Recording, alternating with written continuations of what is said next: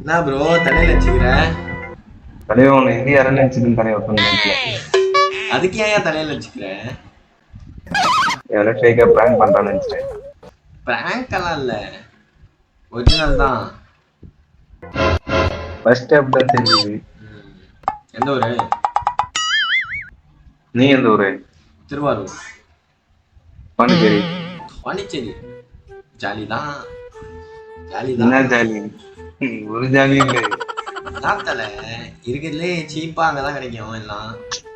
கெச்சுன்னா என்ன பண்ண போற ப்ரோ? டெய்லியும் கிச்சா என்ன போர் அடிச்சாது? தான். ஓகே ப்ரோ, பாண்டிச்சேரி தான் பார்ப்போம். பாய்.